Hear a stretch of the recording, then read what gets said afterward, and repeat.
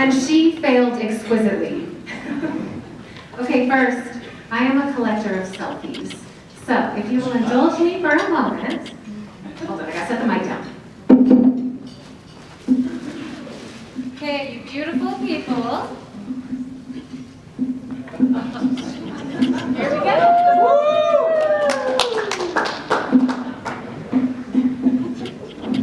I'm inclusive. I want to make sure everyone is included. Okay. Let's get situated. Most people, I think, if you are a non-legal professional, one might feel intimidated by speaking in a room full of legal professionals. But I have been binge watching Suits, and so I feel uniquely overly confident today. So, as any good presenter would do when tasked with this topic, a seat at the table, I immediately went to the interwebs in search of memes with tables. And this was one of the ones that popped up.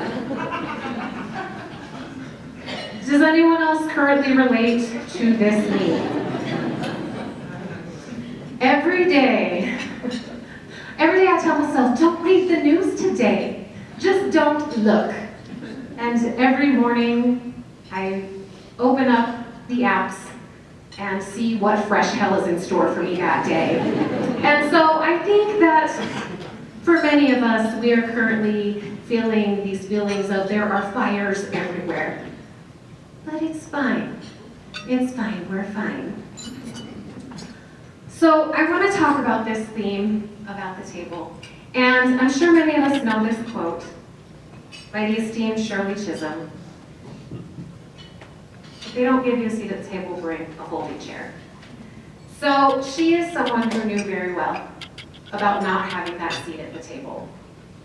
She was the first Black woman to be elected to the United States Congress in 1968. In 1972, she became the first Black candidate for a major party nomination for President of the United States, and the first woman to run for the Democratic Party's presidential nomination. Throughout her career, she was known for taking a resolute stand against economic, social, and political injustices, as well as being a strong supporter of Black civil rights and women's rights. 1968 and 1972, and the work is not done. And the work slides back. So I want to share some stories about my folding chair experiences. And specifically, I want to talk about my 19-year-old son, Hayden, who is autistic. How many of you in this room know or love someone who has some type of disability or neurodiversity? Please raise your hand, and then I want you to look around the room. I have traveled around the country, I have spoken internationally, and I ask this question in every room, and it typically looks like that. Where the majority of people know someone or love someone with a neurodiversity or disability. So you know that a lot of the tables are not meant for people like my son and for your loved ones. So I started an annual autism event in my community. It was in 2018 was the first time I saw that there were autism walks being planned across the state of Utah. And I couldn't find the one being planned for Ogden. So I thought, well, why don't I do it? And it was a very small, that first picture you can see, that was the first year in 2018. We had about 25 people that showed up. We were downtown Ogden, we did a little walk around the block, fairly unmonumental. So then I thought, what if I actually take some time and effort and put this in, really create something? So the next year, we held it at Weber State. We screened a documentary called Extraordinary People about autistic adults gaining employment. We had about 300 people that showed up that year. And I've been growing it every year since. Because I need to do what I can to make tables more welcoming for people like my son, to make my community safer and more inclusive for people like my son. Some other folding chair moments. You know, in my bio, says that I'm a TEDx speaker. That was not something that just came very easily. I applied for TEDx 3 times and was rejected from TEDx 3 times. And I thought, maybe this isn't for me. This was probably a sign like, Stacy, stop pursuing this dream. And I was a big proponent of vision boards and manifesting, and I had it on my vision board for so long that I finally took it down. And I thought, maybe I just need to focus on something else. And then that year, I was actually invited by the TEDx speakers to have a spot on the stage. And that was in 2020. And I thought, well, the pandemic's gonna shut it down. There goes my dream. And they still held it. We did a distancing in the theater and everyone was masked, but I was still able to bring my folding chair to that table and to get into that highly coveted red spot of the TEDx stage. In 2022, I made this really wild decision to run for a seat on my local school board. And I knew nothing about what that would look like to be an elected representative. But I knew that I was frustrated with the way that things were going. And I felt like I needed a seat at the table. I had been on numerous boards as a volunteer. I had been actively involved in my community. And I felt like this was a place where my voice mattered, especially as the parent of a son who navigated special education his entire time at Ogden School District. So I met with other elected representatives in my community. I figured out what it would look like to run a nonpartisan school board race.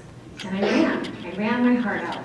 And I was told the entire time, as a first-time candidate running against a two-term incumbent, and as a woman of color, that the odds were heavily stacked against me. And I actually had a friend on the election night who took me aside and said, "You ran a good race, you did great. Do you have a concession speech ready?"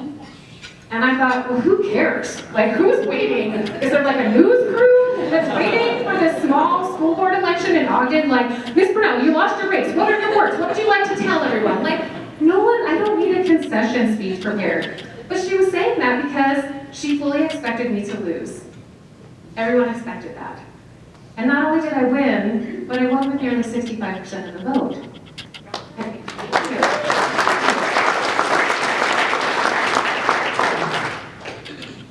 And it was historic because I became the first Filipina elected to that body, but also I unseated the only man who was serving on the board at the time, and so it made us an all-female body. And again, that chair, that was the folding chair. That was not necessarily there for me. And I created that space to get into that place because I felt like I did belong there. The biggest folding chair experience up to this point in my life has been that I was the first ever and probably only ever diversity, equity, and inclusion manager for the Utah Jazz. If you're not familiar with the Utah Jazz, they are a local basketball team. And I share that in sincerity because once upon a time, I was at a women's group networking sort of event, and I was going on and on about being with the Utah Jazz. I'm the diversity, equity, inclusion manager for the Utah Jazz, because everyone is impressed by the Utah Jazz. And finally, a woman in the audience raised her hand and she said, "I'm really sorry, what's the Utah Jazz?" I'm from Colorado, she said. I'm like, have you not heard of the Denver Nuggets? But in any case, the Utah Jazz is a local NBA basketball team. I actually heard about this role while I was running for school board. A friend sent me the link to this job with no context. She just sent me a text with this role. And I replied to her and said, "Bless you." I said, Are you sending me this job because you think I'm qualified?" To which she responded, "Absolutely nothing." She just let it sit there. And I was like, okay, I am a person who is highly acquainted with rejection. So I am going to apply for this job that I am never going to get.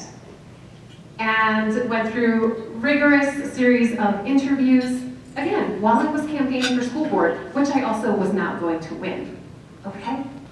So I get this job offer in October, and I asked my manager, my boss, "When do you want me to start?" And she said, "November 1st. and the election was November 8th. And I was like, cool. So you can imagine that was one of the most exciting weeks of my life ever. And by exciting, I mean I don't think I ate. It was really, really stressful. But I thought when I started the job, this brand new job that had never existed prior to me filling that role, I thought it's fine that I have this really big, important, new, shiny role, because when I win my election, I can just focus solely on this new, exciting role. So on November 8th, when I won that election, I was driving home in my car by myself from my campaign party that I had not prepared a concession speech for, and I literally said to myself, what have I done? What have I done? This role was what I like to say, a social experiment. They had an idea of what it would look like to be a diversity, equity, and inclusion manager based on what the NBA does, what other teams do, and what we thought we could accomplish here in Utah. And I was so excited to be the person in one of the most influential organizations in our state to push for the really good work that is diversity, equity, and inclusion. And I did some really cool things there that I'm proud of. I got assigned on with Equality Utah as the business equality leader. And so when there were billboards along I-15 lit up with the Jazz logo, that was me. I was proud of that. I got us with the Women's Leadership Institute to become a Empower Her organization to help elevate women in the organization. The Jazz is 400 full-time employees and 1,200 part-time employees, including Delta Center. And it was me and my boss were the ones tasked with the heavy lift of diversity, equity, and inclusion efforts at the Utah Jazz. So I loved that opportunity. But what I realized very quickly into the role was that we were in really unprecedented times with what was happening with diversity, equity, and inclusion. And in January of 2023, in that legislative session, so you probably remember this was kind of the first time that this anti-DEI stuff started bubbling up at the legislature. And the Jazz and leadership had spoken out on several controversial issues in the past. So when this bill came up, I went to some higher ups and I said, is the Jazz going to make a stance on this? Is the Jazz going to say anything publicly about this? And they said, we're not willing to do that. And it was very hard as the person carrying that title to feel like I was kind of vulnerable, and I didn't necessarily have that support. And I didn't know anything about this bill sponsor, John Johnson, at the time. And then I realized that he was my senator. So in the summer of 2023, so this bill did not pass in 2023, but I knew it was going to be coming back. So that summer, I was at the state party for the Democratic Party of Utah. And just in casual conversation, we were talking about the session, we were talking about what had happened, we were talking about the next year's election. And someone said, oh, yeah, John Johnson has to go. And I said, I hope someone good runs against him. And someone from party leadership said, why don't you run against him? And I said, no.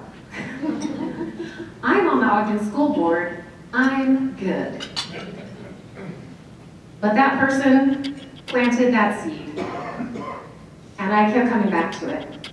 And I kept thinking of all the reasons why I was not qualified to be in that space. I thought of all the reasons I could not bring the folding chair and tried to get to that table.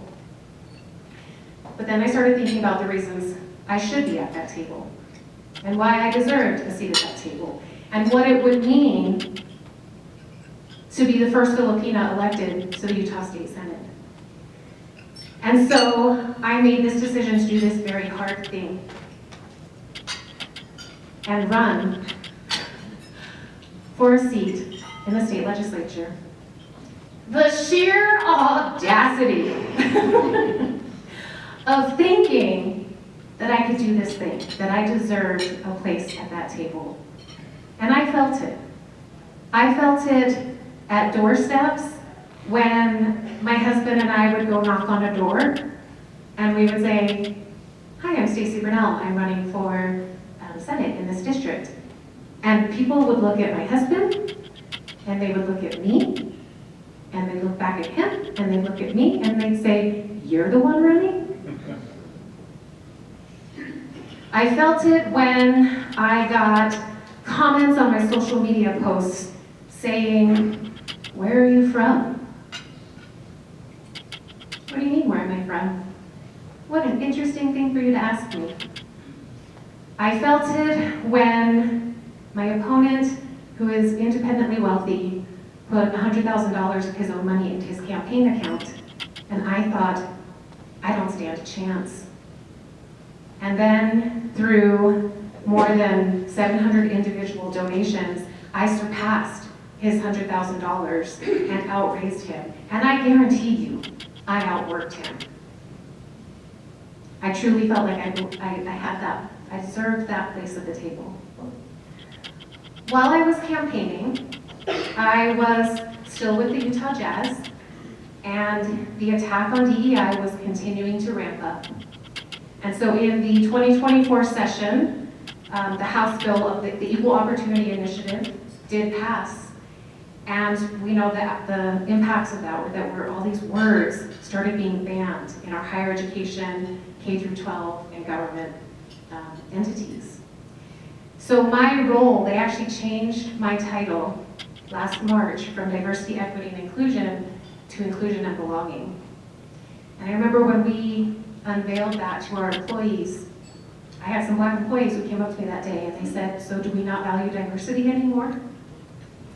And that was really hard for me to carry.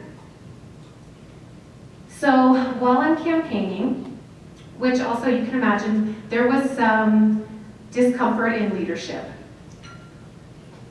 The organization said, "Stacy, we're not a political organization, so we have to be very careful." Absolutely. I'm not going to ever be out campaigning and make it sound like I'm speaking on behalf of this organization. It's very clear that I am an individual, but there was concern. Like, we just don't want anything to look like you're representing us as an organization. So even my campaign website said, "I work in the sports entertainment industry." Didn't even say that local team that I worked for. But it got to a point where I felt like I had to make a decision to either stay in a role that was under attack or to focus on the campaign where I hoped like I could get into a place and help impact change. So I made the really heartbreaking decision to leave the Utah Jazz. And y'all, this was the dream. This was the biggest thing I ever thought when I got this job. I couldn't imagine anything being bigger than that.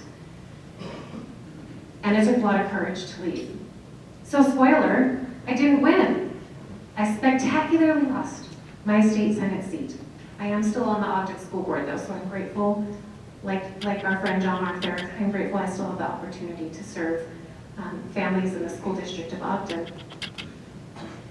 So some of you might have experiences like this, and understanding when a place no longer serves you, you have to make that hard decision. Here we are. A whole bunch of words that we're not even supposed to say, like these words are dirty words. It's like saying Voldemort, or I don't know, we're evicting some evil force if we say these words. And I was recently having a conversation with someone because since the election, I've been struggling to find a job. And someone said to me, "Well, can't you do something that's not political? Can't you?" And I said, "Everything is political. My son's life is political. My life is political. Things that are happening that impact people I love, it is political and it's personal. So how do I find that place? Where is the place for me to take my folding chair?" My friend is in a special education department at Ogden School District, and she posted this the other day. This is what inclusion is. for some students with disabilities in our district. To be friendly, everyone is invited, meet new friends, helping people. This is what kids think inclusion is. This is what adults in Utah are saying about inclusion. And I blurred them out, but I will say this main social media post came from a formerly elected representative on our state school board. They posted that this will never stop, that this high school is doing Inclusion Week. Inclusion Week is 1 week out of the school year that we focus on students with disabilities. But now, we have people saying, report this to this new portal, ndei.gov. This one, we must learn to exclude just like we must learn to say no and distrust people. Otherwise, we will include pedos, criminals, terrorists, trans, and wipe out wisdom. Public education sucks. John Arthur would beg to differ. People like John Arthur would beg to differ. When you single out any group to include, you are teaching to exclude other groups. Enough with this. I wish I could say that this was fabricated. I wish I could say that this was not real. The other day, my 12-year-old came home from school and he said, Mom, you need to make your Instagram private. It's so embarrassing. I'm like, why? What? I'm like, I try to be respectful. What do you mean? How am I embarrassing you? And he said, there is a kid in school and he takes pictures from your Instagram and he makes fun of me. And I'm like, tell me. Because even if I wasn't a school board member, I can make things happen, right? And he said, no, but it's worse. They take pictures of Hayden, my 19-year-old with autism. He takes pictures of Hayden and he makes fun of him.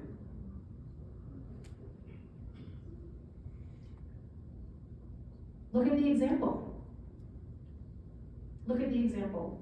Why is inclusion a bad word?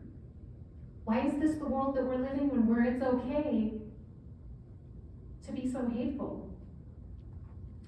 So here's my conclusion. The problem is, y'all, some of us are sitting at tables that we're meant to flip.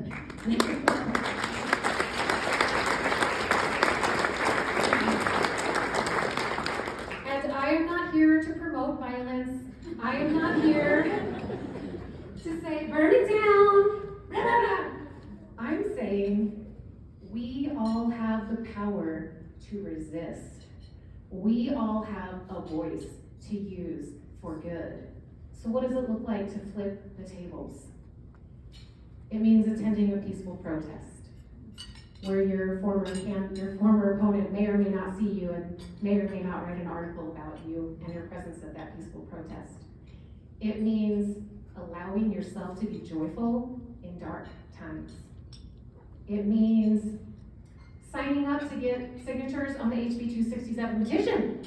There's any number of ways that we can flip tables, but we have to resist what is currently happening.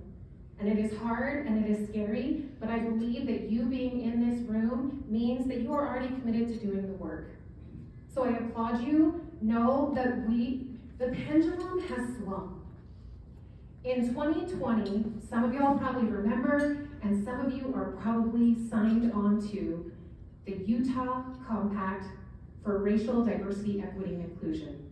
Are any of your names on there? That's right, my name is also on there. So in November of 2020, at the time, Governor Herbert stood on the steps of the Utah State Capitol and they made a proclamation that we know we have issues in our state that we can fix, that we can do better. And that was the pendulum swing in 2020, and now here we are in 2025, and it's come back this way. But that means eventually it'll swing back. At the very least, I hope it can come and just rest right here. Just stop moving, okay? If we can't gain progress, at least let's not slip back. So, here is my wish for all of you. I hope that you have the audacity to bring a folding chair. I hope you have the courage to leave the table that does not serve you. And I hope you have the strength to flip the tables that you were never meant to sit at all. Thank you.